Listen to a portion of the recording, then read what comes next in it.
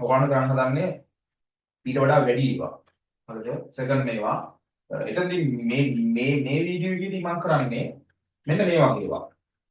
ඒ කියන්නේ ලීනියර් හරිද? ඒ වගේම හෝමෝජීනියස් ඒ වගේම තමයි මේවා ඇතුලේ නියත. හරිද? කොන්ස්ටන්ට් කොෆිෂියන්ට් තියෙන්නේ. නියත තියෙන්නේ. මේවා x අකුරු හරි y අකුරු හරි ආවොත් මේවා වල වෙනස් වෙනවා මම ඉස්සරහට දාන්නම්. ඉතින් දැන් මෙන්න මේක සොලියුෂන් තමයි අපිට හොයාගන්න ඕනේ. ඉතින් අපි මේක දිහා පොඩ්ඩක් බැලුවොත් මේකේ කොහොමද එන්නේ කියලා පොඩ්ඩක් මෙන්න මේක බලමු. මෙන්න මේක මම ගත්තොත් y සමානයි er x කියලා. හරිද? මේ පදේ මම ගත්ත හේතුව කියන්න මම මේක එකපාරක් අවකලනය කරනවා.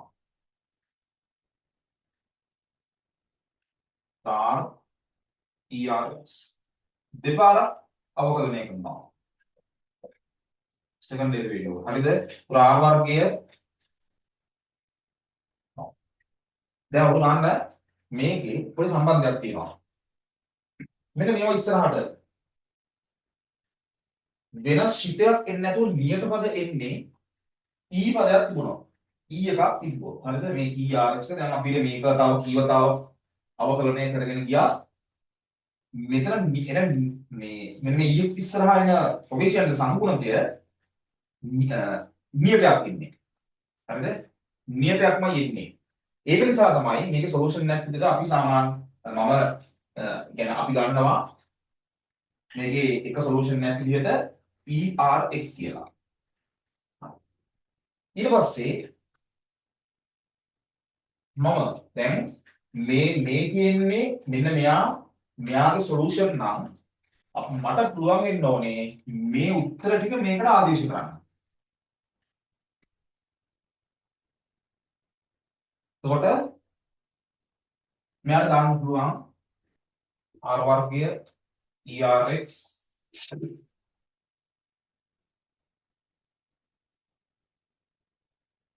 මේක දාන්න පුළුවන් r erx c y වලට දාන්න පුළුවන් rx කියලා සමානයි බිඳුවයි. දැන් මම හිතුවනේ මේක මෙයාගේ සොලියුෂන් එකක් කියලා. ඒකයි මම ඊට දැම්මේ. මෙතනින් මට erx කියන පදේ එළියට ගන්න පුළුවන්.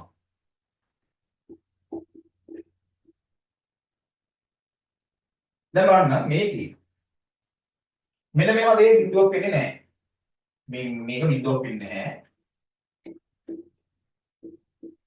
මේක බිඳුවක් වෙන්නේ නැහැ. එහෙනම් මෙන්න මෙයා තමයි බිඳුව වෙන්නේ.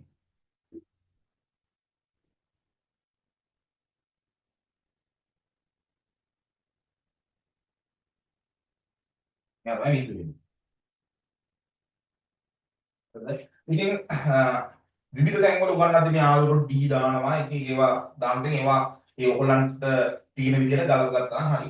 දැන් බලන්න මෙතන දැන් මම මේ සොලියුෂන් එක ලිව්වේ මේ සොලියුෂන් එකේ දැන් මම මේ ලියලා තියෙන ABC දාලා සාධාරණ එක මෙතන මේ R වලගේ හොයාගත්තා නම් හරි. R වලගේ හොයාගත්තා නම් හරි. එහෙනම් මට මෙන්න මෙතනින් ආවා මේ ඉක්වේෂන් එක මට ඒකෙන් R හොයාගන්න පුළුවන්. R හොයාගන්න පුළුවන්. හරි. දැන් මෙතන අපි මේක කොටස් තුනකට වෙන් කරනවා. ප්‍රධාන වශයෙන්ම කොටස් තුනකට වෙන් කරනවා. ඒ තමයි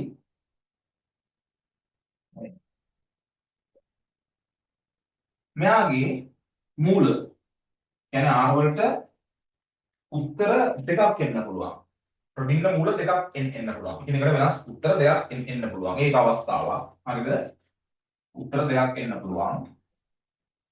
දෙවෙනි අවස්ථාව තමයි එකම උත්තරේ දෙපාරක් එන්න පුළුවන්.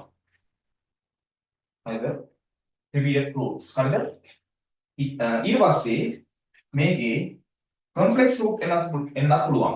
අතාත්වික උත්තර එන්නත් පුළුවන්. හරිද? ඉතින් දැන් ඒ විදිහට මෙන්න මේ roots වල වර්ගය අනුව හරිද? මේවා ගැන මේ සමීකරණ R වලට යන අගයන් අනුව මේ කොටස් තුනකට වෙන් වෙනවා. හරිද? එහෙනම් අපි මේකෙන් උදාහරණ ගණන් තුනක් හදලා මේ වැඩේ අපි පොඩ්ඩක් උඩ දාගමු.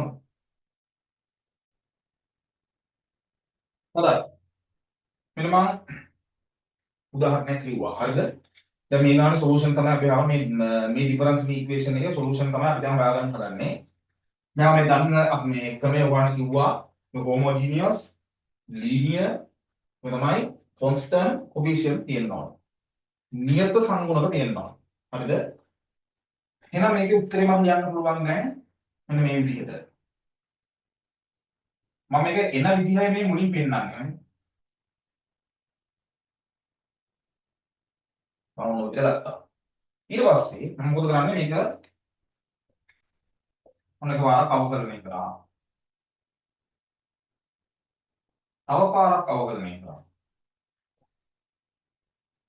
දැන් මම මේ ටික මේකට ආදේශ කරනවා.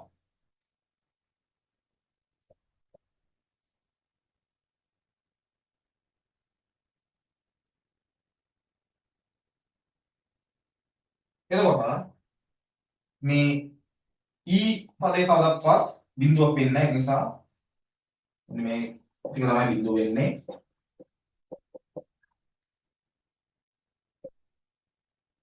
මෙතන මට r වලට උත්තර දෙකක් හොයාගන්න පුළුවන්.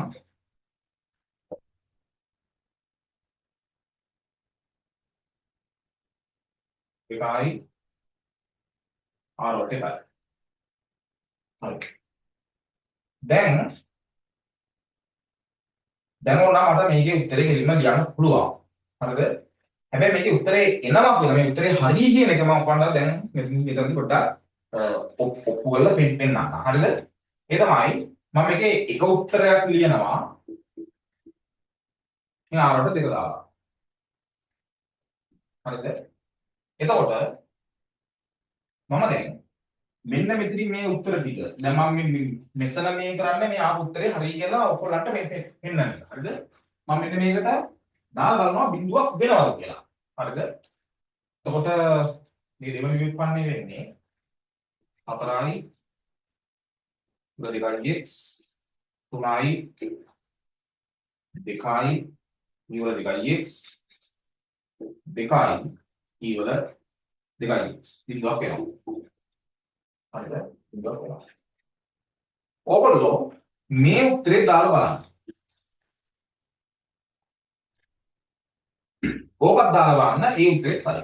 දැන් අපි මෙහෙමයි. දැන් මේවට අපි උත්තර ලියන්නේ දැන් මෙතන අපිට උත්තර දෙකක් ආවනේ. උත්තර ලියන්නේ උපරිම සාධාරණ වෙන්න. උපරිම සාධාරණ වෙන්න තමයි අපි මේ උත්තර ලියන්නේ. හරිද? උත්තර ලියන්නේ උපරිම සාධාරණ වෙන්න. උපරිම සාධාරණ කතාව මම කතා කරලා පස්සේ ඕගොල්ලන්ට දැන් මෙතනින් එහාට මේකට ආදේශ කරලා බලන්න පුළුවන්. මෙන්න මේ උත්තරේ ඉස්සරහා දැන් අපිට මේ උත්තර දෙක විතරක් නෙමෙයි. හරිද? මේකට මෙන්න මෙයා ඕනෑම නියතයකින් ගුණයක් අවුලක් නැහැ. ඒකත් මේකට දාලා බලන්න ඒ වැඩේ හරියනවා. අපිට C1 කියලා ගන්නවා. පළවෙනි උත්තරේ. හරිද? අනිත් එක තමයි මෙයා ඉන්නවා දෙවෙනි එක.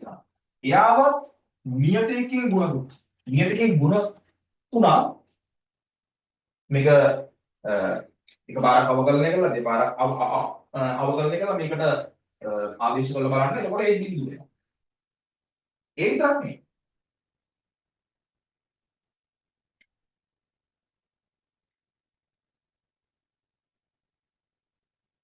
මෙන්න මෙහෙම ආදේශ කරා ඔක බිඳුව. මේක තමයි සාධාරණ උත්තරය දෙන්නේ. දැන් මේකේ සීවලගේ බිඳුව වුණාම මෙයාගේ එනවා. මේ උත්තරේ එනවා. C1 බිඳුවෙන් පස්සේ මේ උත්තරේ මේක තියෙනවා. හරිද? මේක ඇතුලේ සියලු උත්තර ටික තියෙනවා. එහෙමනම් මෙන්න. හරිද? මම මෙතනින් ඔයගොල්ලන්ට හදලා දෙන්නම්. මේ වගේ ඩිෆරන්ෂල් ඉක්වේෂන් එකක මේ වගේ ඩිෆරන්ෂල් ඉක්වේෂන් එකක අපි දැන් මේක සමහරව D අකුර පාවිච්චි කරනවා ඒවා වන්න කැන්ඩිඩේට් කරගන්න.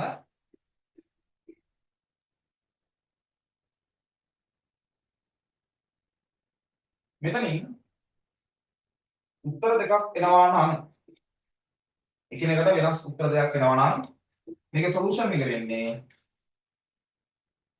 C1 E R1x C2 E R2x. ඔන්න මම දැන් කොටස් තුනක් ගැන කතා කරා. තුනෙන් එකක් ඉවරයි. මේ උදාහරණ ගන්නකුත් මම හදුවා. මේක තමයි එකිනෙකට වෙනස් මූල දෙකක් R වලට ආවයන් පස්සේ මම ලියපු විදිහට R වලට ආවයන් පස්සේ සොලියුෂන් එක වෙන්නේ. හරි. හතරවෙනි ඊගාව එක. මේ දින තව ඩිෆරන්ෂියල් ඉක්වේෂන් එකක්. එතකොට මෙතන මම සොලියුෂන් එක විදිහට E R x කියලා ගන්නවා. නේද? එතකොට අපි මේක එකපාරක් දෙපාරක් අවකලනය කරාන් පස්සේ සමීකරණය මම කලින් අරන් පෙන්නනවා. සමීකරණය මෙන්න මේක එන්නේ.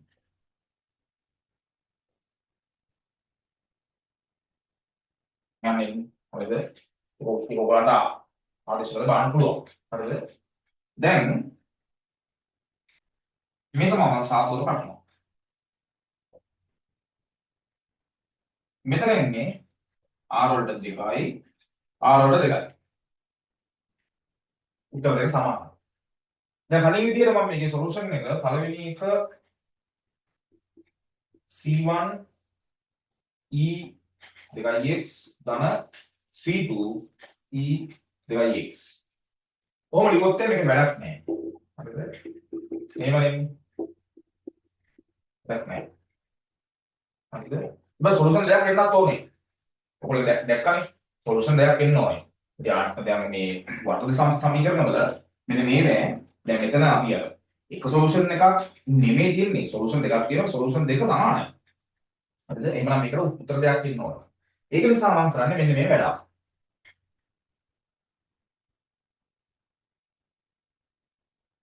මේකේ මම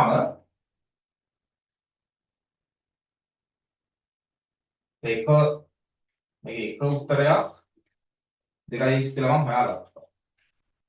අනිත් උත්තරේ මම ලියනවා එන්න මෙහෙම.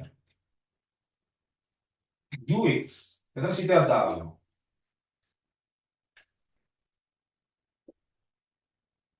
සිතයක් දාගන්නවා. හරිද? මේ සිතේ මම සුපර් ගන්න පහසුවට u කියලා පාවිච්චි කරන්නම්. හරිද? u කියලා මම පාවිච්චි කරන්න. හරිද? හරි. දැන් එහෙමනම් මම දැන් කරන්න හදන්නේ මෙන්න මේ වගේ වැඩක්. මෙන්න මෙයාව හොයා ගන්නවා. මේක හොයාගන්න විදිය ඔප්පු කරන විදිය තමයි මම දැන් මෙතන ඔයාලට මේ උදාහරණ ගානෙන් පෙන්නන්නේ. ඒක කොහොමද කියලා අපි ඒක ලියන්නේ. හරිද? මම මොකද කරන්නේ? දැන් මේ උත්තරය අරනේ. මේ උත්තරේ ඉස්සරහට C1 කියලා එකක් දාන්න විතරයි තියෙන්නේ. හරිද? ඒක අපි කලින් මේ මම වඩා ඉතාලියට උඩ පෙන්නුවානේ. දැන් අපි බලමු මේක. මෙතනදී මම පළවෙනි ව්‍යුත්පන්නය හොයා ගන්නවා.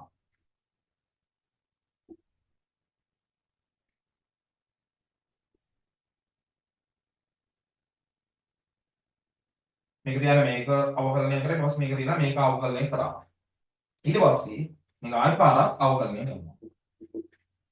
එතකොට මේක තියලා මේක අවකලනය කරාම උතරයි u e වල 2x මේක තියාගෙන මේක කරාන් පස්සේ 2යි u 2x ධන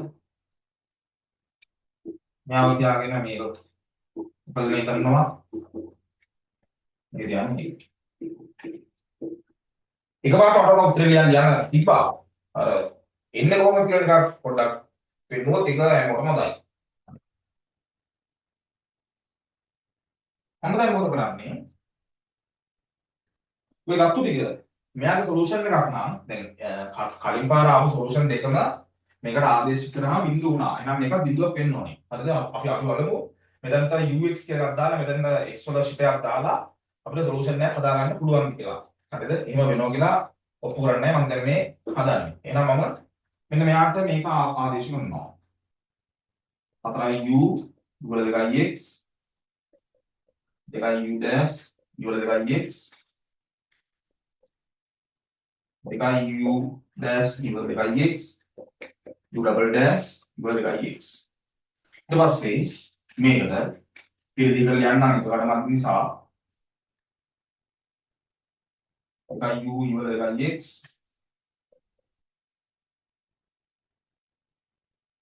සදාන y කියන්නේ ඉවර එකයි x.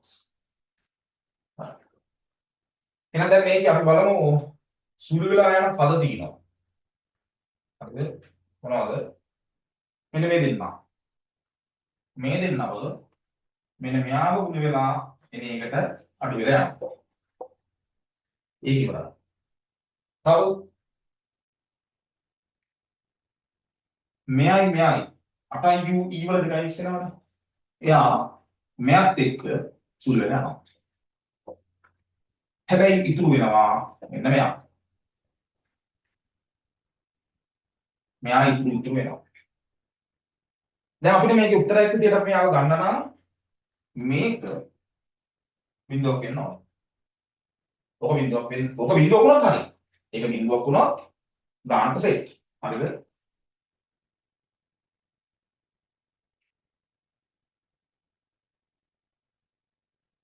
මෙයා බිඳුවක් වුණොත් වැඩි සාර්ථකයි. එතෙන් මේක බිඳුවක් වෙන්න බෑ. මේ පදේ බිඳුවක් වෙන්න බෑ. ඒ නිසා මෙන්න මේක බිඳුව වෙන්න ඕනේ. මේක මම ලියන්න පුළුවන් මේ විදිහට.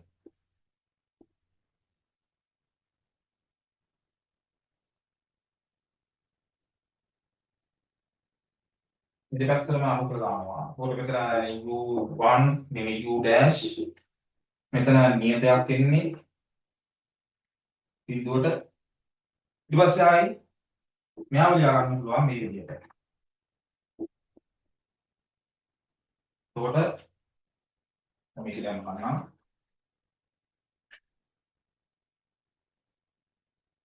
du k1 dx. මොකද u k1 x ධන k2 මේ දෙකයි. හරිද?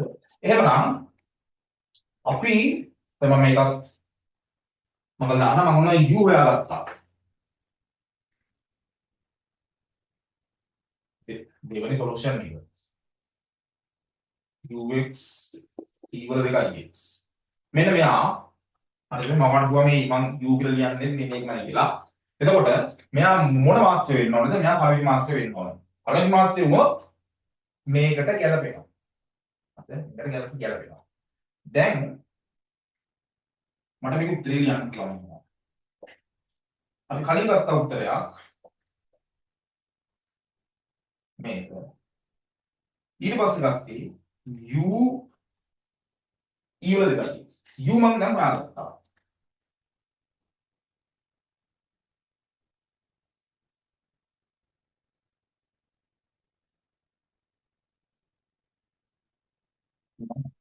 ඊට පස්සේ දැන් මම මොකද කරන්නේ? මේක හදා ගන්නවා මෙහෙම. k1 x e වල දෙකයි x ධන මෙතනකින්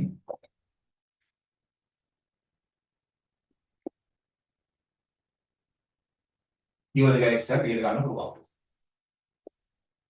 මෙතනට c1 x k1 දෙකක් කමක් නැහැ.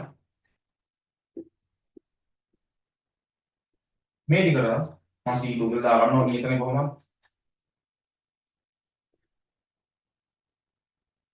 මේ තියෙන්නේ ඒකේ සොලියුෂන් එක. හරිද? ඉතින් මෙහෙම තමයි ඒකේ උත්තර දෙක හොයන්නේ. මෙතනදී දැන් ඔයගලන්ට දැන් මේක සෙකන්ඩ් එකක් වුණාට මේක ඔයගලන්ට තුන්වෙනි ව්‍යුත්පන්න දක්වා තිබුණා මේක ගලව ගන්න පුළුවන්. ඒක උත්තර තුනක් එනවා. හරිද? එතකොට උත්තර එනවා තුනක්. උත්තර තුනක් ආයම බස ඔයගලන්ට මේක ලියන් ඉන්නේ මෙහෙමයි. මම නිකන් දෙකෙන් දාන්න. You can repeat roots ආවයන් පස්සේ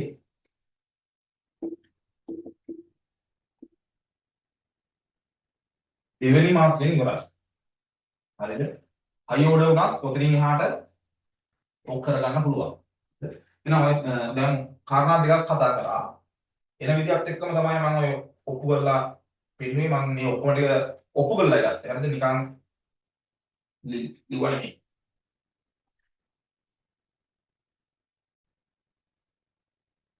හොඳයි. අන්තිමේට මේ තින්නේ අපි දැන් කතා කරන ආපුවගේ එක. මම ඉතින් මෙතනට මේක ලියලා මේ කෙලින්ම ලිව්වා. හරිද? දැන් ආරෝලගෙන් අපිට හොයාගන්න තියෙන්නේ. මේක සාධක වෙන්නේ නැහැ. අපි පූර්ණේ කරමු.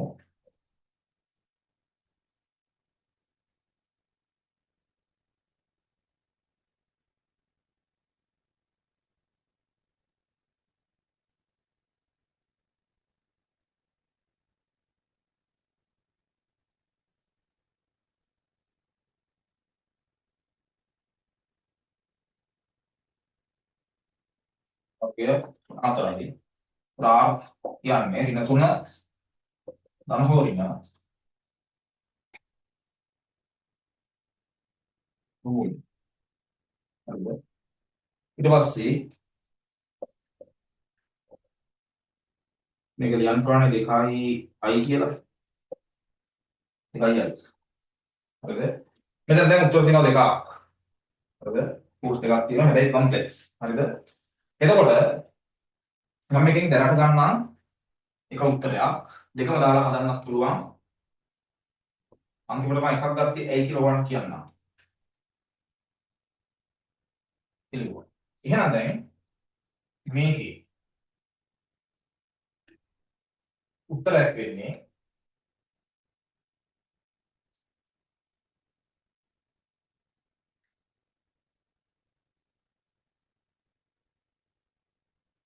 මෙයා. උත්තරයක් වෙන්නේ මෙයා. හරිද? දැන් මම මේකෙන් ගාන හදාගෙන යන්නම් මම පස්සේ අන්තිමට ලියන්න. හරිද? ඊට පස්සේ මම මෙයාව මේ විදිහට හදා ගන්නවා.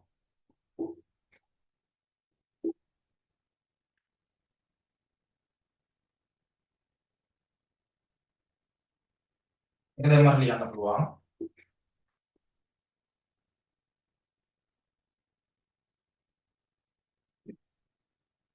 හරිද? ඊට පස්සේ ඔකට දන්නවා මෙන්න මෙයාව.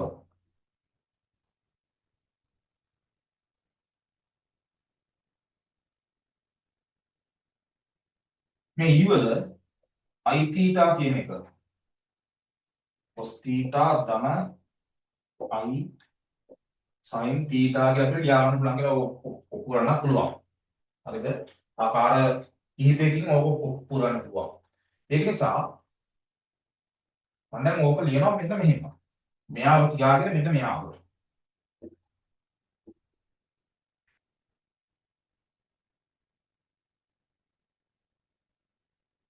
මෙයාව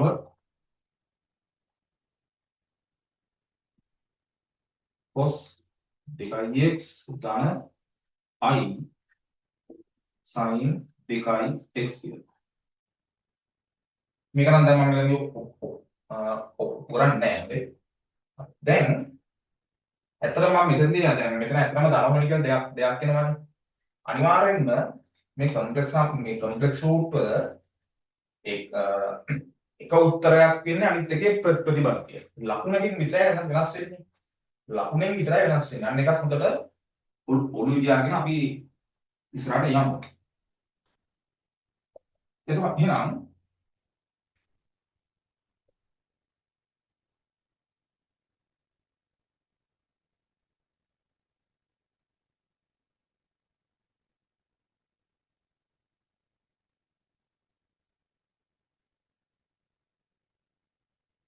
ඉන්න විදිහට උත්තරයක් ආවේ. හරි. දැන් එහෙමනම් දැන් අපි මේක උත්තරේ ලිව්වේ අපි සාමාන්‍යයෙන් දැන් මේ ටික මම කරේ මෙහෙම උත්තරයක් එන්නේ ඇයි කියන එක ඔයගොල්ලන්ට පෙන්නන්න. හරිද? එන්නේ ඇයි කියලා ඔයගොල්ලන්ට පෙන්නන්නයි ලිව්වේ. දැන් අපි මේකට උපරිම සාධාරණ වෙන්නයි ලියන්නේ. හරිද? උපරිම සාධාරණ වෙන්න ලියන්නේ. ඒ නිසා මේක අපි සොලියුෂන් එක ලියන්න පුළුවන්. මෙතනට නියතයක් එන්නත් පුළුවන්. ඒක දැන් අපි කලින් ඔප්පු කරානේ. මෙන්න මේකත් නියති ක්‍රම දානවා.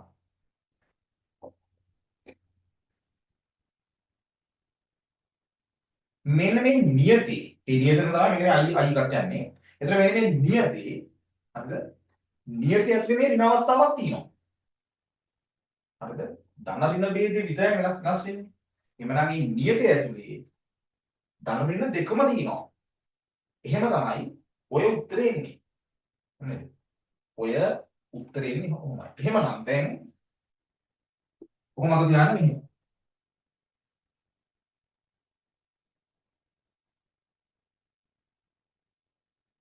මේ වගේ එක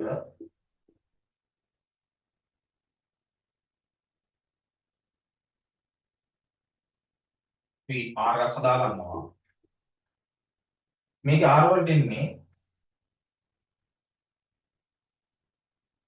මේ වගේ complex root නම් solution එක වෙන්නේ C1 E 3i alpha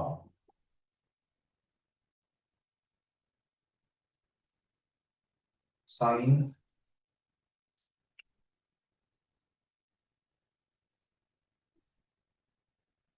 x ධන C2 E වල 3i sorry 3 නෙමෙයි alpha x මෙතන alpha x sin beta x අපිට ඔය විදිහට උත්තරේ තියන්න පුළුවන්. එහෙනම් ඔන්න මේවා නම් linear homogeneous constant coefficients තියෙන ඒවා තමයි මම මේක ඉවර කරගෙන අපරාට ඊගාව වීඩියෝ එකකින් කියන්නම්.